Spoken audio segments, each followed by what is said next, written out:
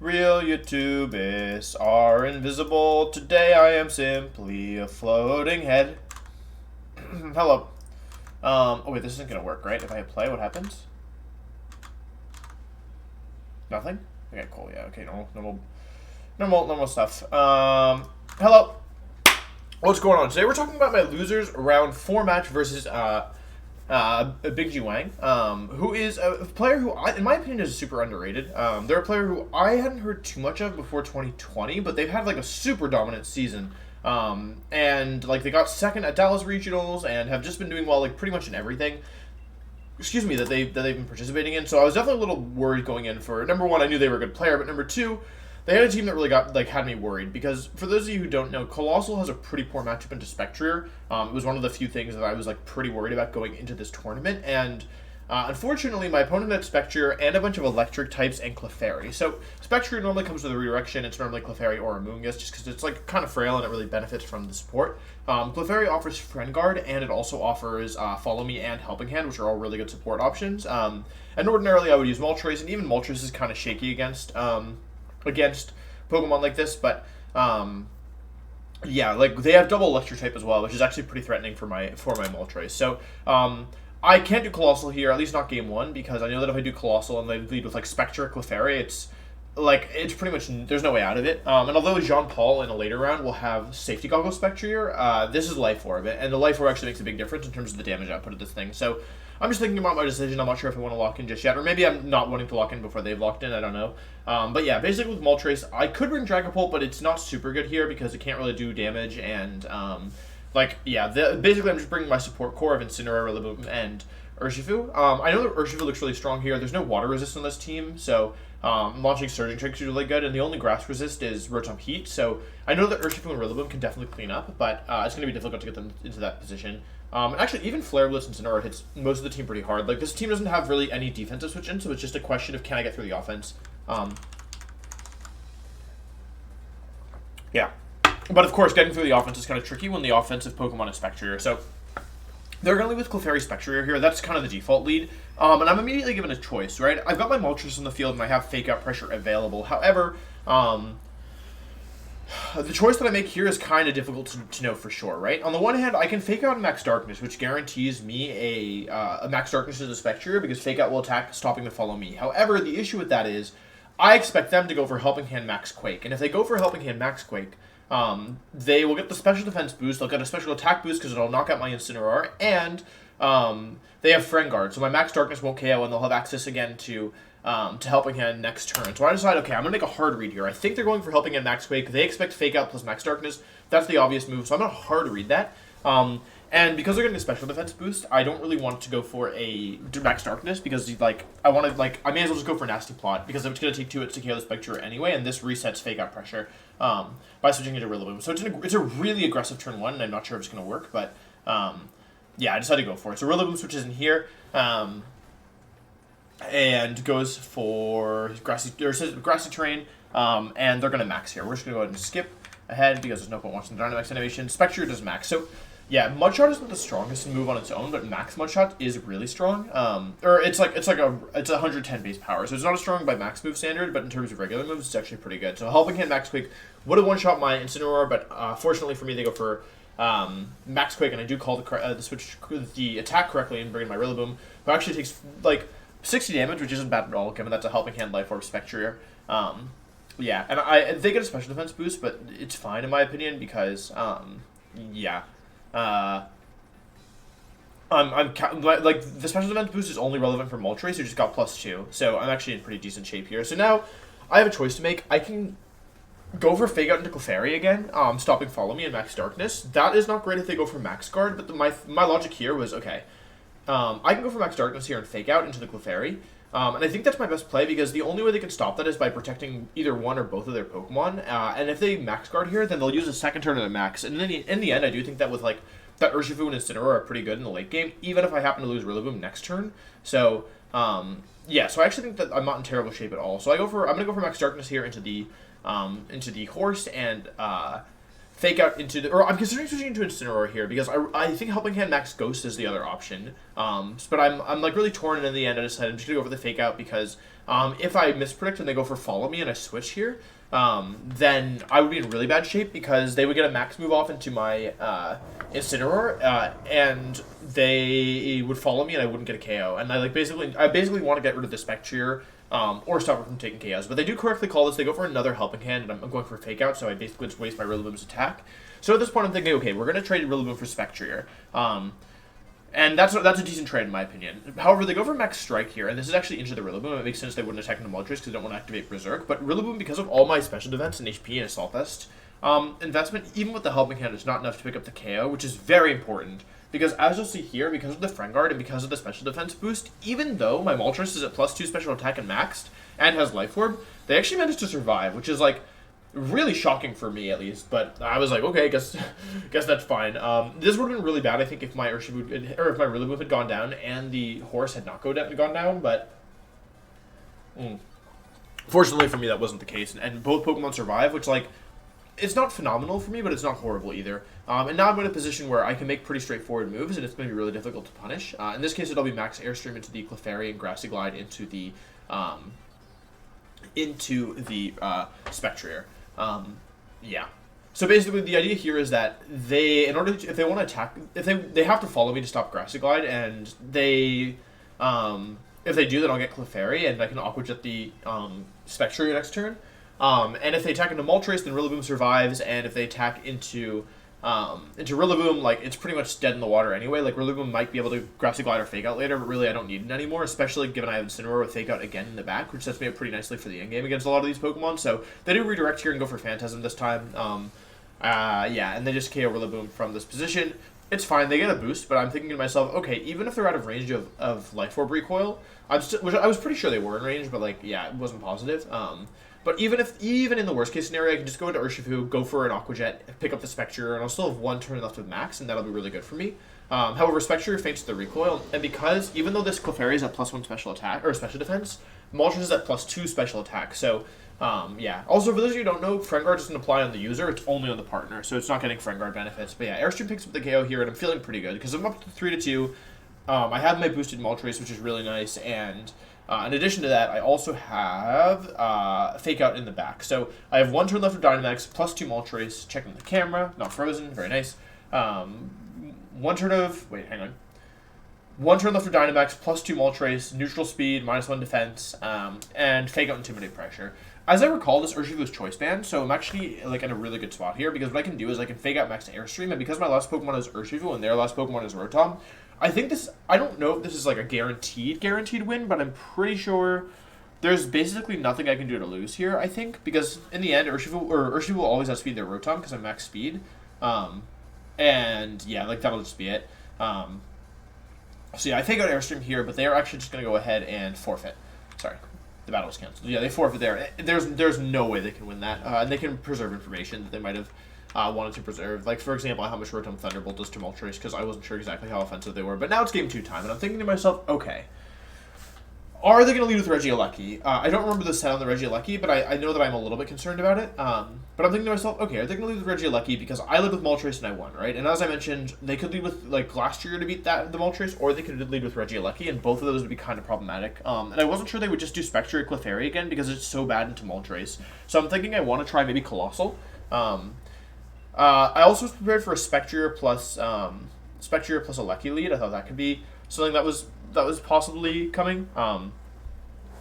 Yeah, but yeah, basically in this position, I lock in Colossal, and I'm like, okay, I'm gonna try. It's game 2. I won game 1. There's a pretty good chance they bring something that can't be that to deal with the Moltres, and there's a lot of the stuff that beats the Moltres is a really bad time with Colossal. And if they choose not to lead with the Clefairy and Spectrier and instead do like pretty much any other combination, they're immediately going to be kind of backed against the wall. However, they actually just end up bringing the same leads again, so I'm immediately the one on the back foot.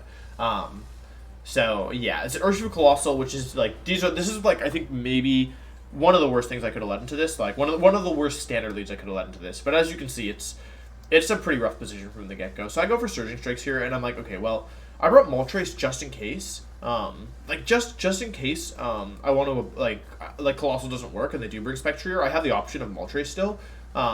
and that could be good. So I go into Moltres here.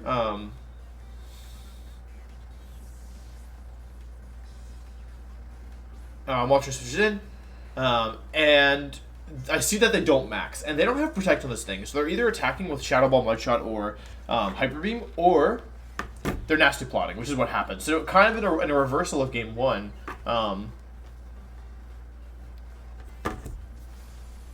In a reversal of game one, yeah, like now they have a nasty plot because I was playing defensive, and to make matters worse, it appears that Clefairy is just barely EV, so that Surging Strikes never 2 KOs, or at least that's what it's looking like from here. Like Surging Strikes is like just barely not enough damage.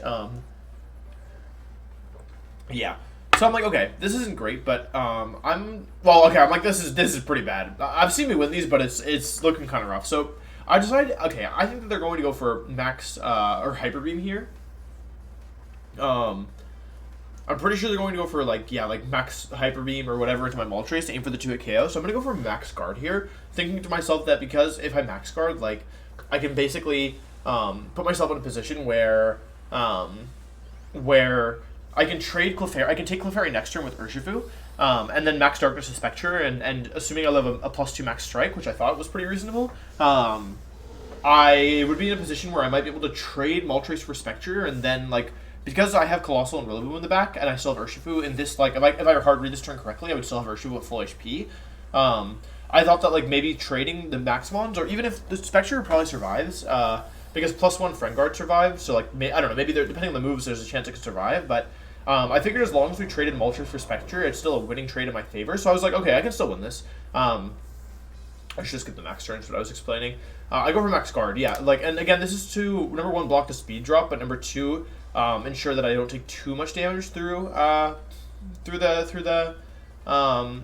Protect, because it is +2, and I do correctly call that. So I block Max Strike, and also important is I burn a turn of their Dynamax. Like wasting as many turns of their Dynamax as possible is going to be my only way to win this. So I go for Surging Strikes, and again, it just barely leaves the Clefairy with too much HP.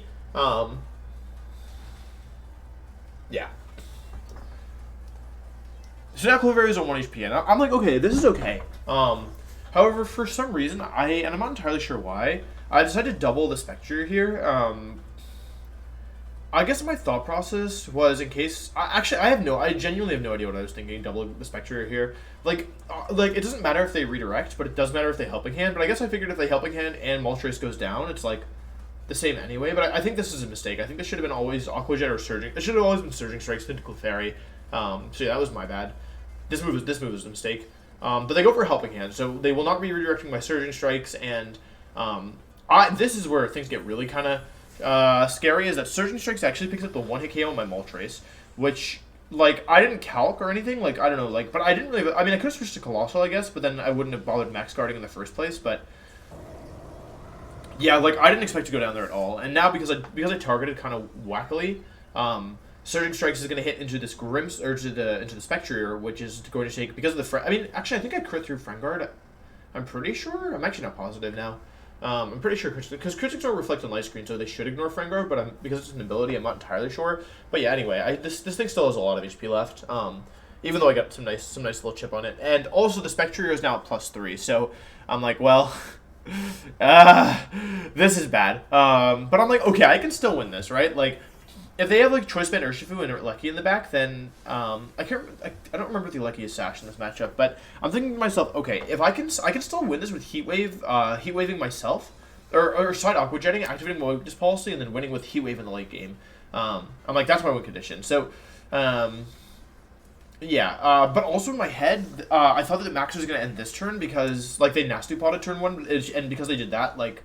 And because my Moltres did nothing, like, it kind of messed up my timer. Like, basically, I thought that the Grimmsnarl would go down this, would Dynamax this turn, which would mean that I could Grassy Glide into the Clefairy and Surging Strikes into the Spectrier for the KO. However, that's not what happens, unfortunately. So, yeah, I had to figure out my targeting here. I think it should always be Grassy Glide into Clefairy and Surging Strikes into the Horse, or double the Horse. In this case, I think it's actually okay to double the Horse. But, yeah. Okay, I guess I don't really know exactly what I was thinking, but it doesn't matter. They're going to go for Follow Me here, so I will eventually get rid of this Clefairy and get some more damage on the on the Spectrier, but yeah, it's still looking kind of rough for the homies. Clefairy finally goes down, so we get our first KO. But in this position, and this is something interesting, they go for Phantasm into my Urshifu. It makes sense because their next mon's going to be Choice Band Urshifu Dark, so dropping defensive Rillaboom is pretty good. And they really want to break my Focus Sash as well. So, yeah, so that goes well for them. And I'm going to hit them with the Surging Strikes here, putting them probably around like 20% or so. Yeah, there's one. I think Friend Guard might have reduced the damage. I really can't tell. 2... critical hit, and the last one, but not least one, 3. So they're in the red now. And yeah, passive recovery happens, and they undynamax and go into the Urshifu Dark as Spectrier, yeah, undynamaxes. So I'm like, okay, they have Choice Band Urshifu, and I have Colossal in the back. So if I can, and like here's where things kind of get interesting is that like this turn feels a little bit like it's more complicated than it looks because if I Grassy Glide the Spectrier and win a speed tie, I can close combat and KO their Urshifu. And because they're Choice Band, if they like lock into Sucker Punch, for example, like I can take advantage of that and potentially win the game anyway. So I actually go for Aqua Jet. Huh. Yeah, this is like really weird. So I think what I'm thinking is, okay, with Aqua Jet, I ensure that... Well, I actually have no idea what I'm thinking here. Because I think I didn't want to win this. I think I figured they wouldn't go want to risk a speed tie, so instead I go for Aqua Jet, hoping that I win the speed tie anyway with, I need to attack here. Man, I really don't know, because if I just Grassy Glide close combat, I think I can still win this if I make the right move, but I think I expect them to go for Sucker Punch here. But yeah, Sucker Punch doesn't even make that much sense, so yeah, I'm honestly not too sure. But anyway, I go for Aqua Jet here. They don't protect or switch, so I take out the Spectrier. Oh, the crit. I don't think the crit mattered, but I can't be sure. And I go for a U-turn here, thinking that either they take out my... Like, I figured their Urshifu would target my Urshifu, but they actually just close combat into my Rillaboom. And I'm like, wait a second, okay. I think I could win this, because now it's -1 special defense Urshifu. The crit did not matter there at all. I was -1 defense, and that's Choice Band Urshifu. So I'm like, okay, I'm going to have to hit myself for the Aqua Jet, but, like, I think I can win this, because, like, Aqua Jet will KO the... Aqua Jet will activate Steam Engine. Colossal will then launch Heat Wave, and as long as I survive an Electro Web, and as long as this isn't Timid Alecki, I think my Colossal at +5 still lets me modest Alecki. Yeah, it is Focus Sash Alecki, I remember now. So as long as I'm like, wait, this endgame is actually pretty good, because their Urshifu can't Sucker Punch me, which means that I should be able to Aqua Jet myself, activate Steam Engine here, and as long as I hit 3, I need to hit 3 Heat Waves to win, basically. That's my logic here. Like, if I Aqua Jet myself, I can activate Steam Engine, activate Weakness Policy, Heat Wave KOs their Urshifu, brings their Alecki down to Sash, and then I win, as long as I can hit the 3rd Heat Wave. However, what I forgot about is that this Alecki actually has extreme speed, and it finishes off my 1 HP Urshifu, so that whole endgame does not actually work. But I think kind of what's interesting about this match, checking the camera, nice. What's interesting about this match, I think, is that, so, yeah, I lose with 2 Pokemon left, but in this turn here, if this had been Grassy Glide into the Spectrier and then close combat into the Urshifu, I would have won the game, which is kind of crazy to think about, because, like, yeah, like, I basically just didn't want to risk a speed tie, so I expected, thinking. I expected them to Sucker Punch me. But I guess okay, here's what I should have done here. If I had anticipated that the last mon was Urshifu, then what I could do is, or if the last one was Lucky, I could go for Grassy Glide close combat here, and then if the last one, I guess I thought the last one might be Rotom again, so I guess that's why I didn't do it. But if I Grassy Glide close combat, even if they Sucker Punch me, we still trade 1 for 1, and now their Urshifu is locked into Sucker Punch, so it can't do that much, and then I can Grassy Glide Heat Wave into the Alecki, assuming it doesn't have Protect, and then in a 1 versus 1, I should always be able to win, because I can just fake out until they struggle, which is interesting, and, like, avoid the priority that way. So I think that this was still very winnable from this position, but I anticipated Sucker Punch, so that was my bad. Yeah, I don't think I had that many better moves. Like, if they were gonna Sucker Punch, I don't think I had that many better moves, except for I could have gone for Detect as well, I guess.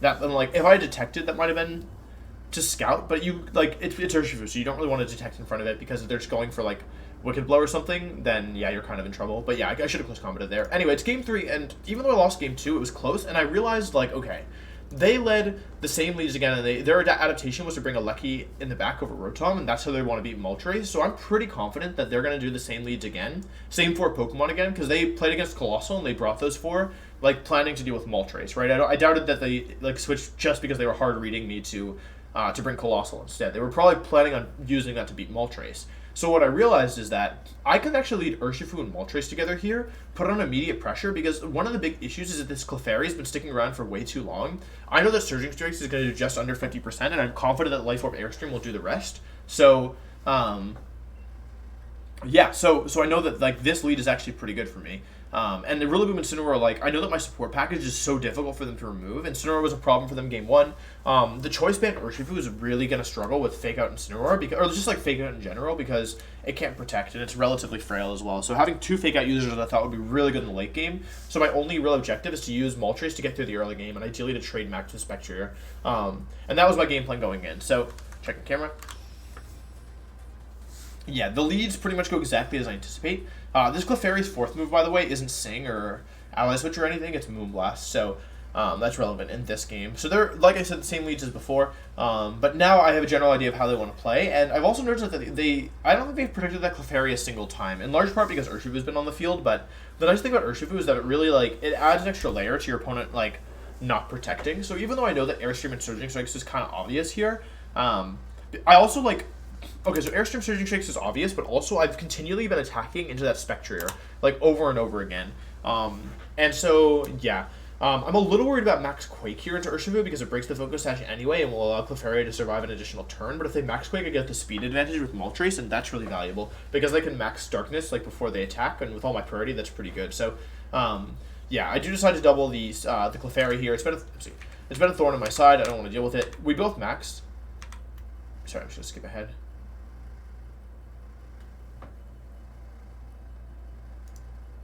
Hello? Wait, what? Sorry, y'all. Can refresh. One second.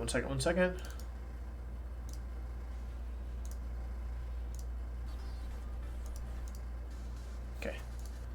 Alright, cool.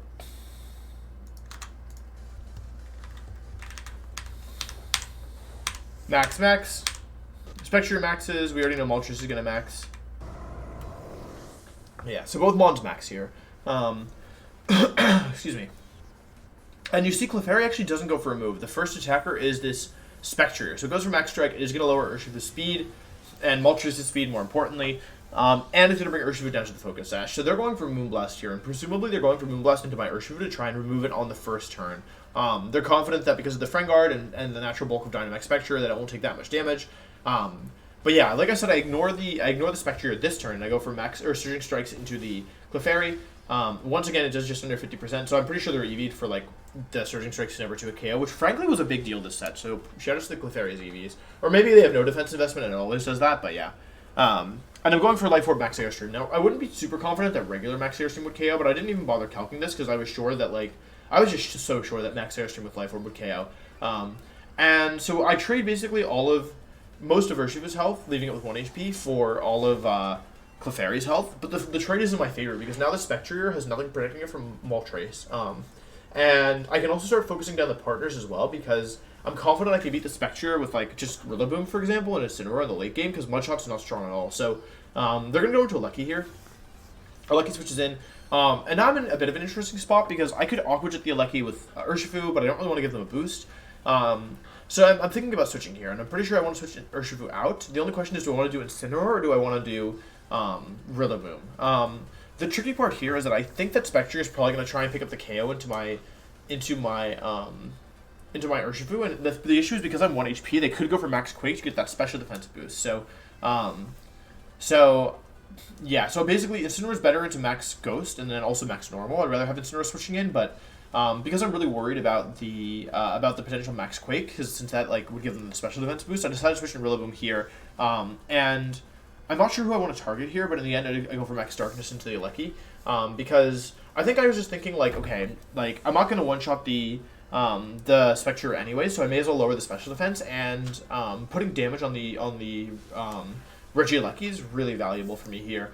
because it is Focus Sash, and like putting it in range of one of my 3 remaining priority attacks is pretty valuable. And Spectrier actually goes for max guard, so I wasn't predicting this at all, but it works out really well. So yeah, they actually max guard here, which is really good. They get actually a decent chunk of damage on my Maul Trace, but the important thing is that I'm winning the damage trade this turn, like, because Rillaboom took basically nothing. I lost about a quarter on my Maul Trace, but Max Darkness goes down into the Alecki. So that turn works out really well for me, because not only do I put the Alecki down to Focus Sash, which is really valuable, having both Grassy Glide and Aqua Jet and Fake Out and Incineroar remaining, but I also get a Special Defense drop on the Spectrier. So now if Spectrier wants to live this Max Darkness, it has to go for Max Quake, which is just a waste of a move, right?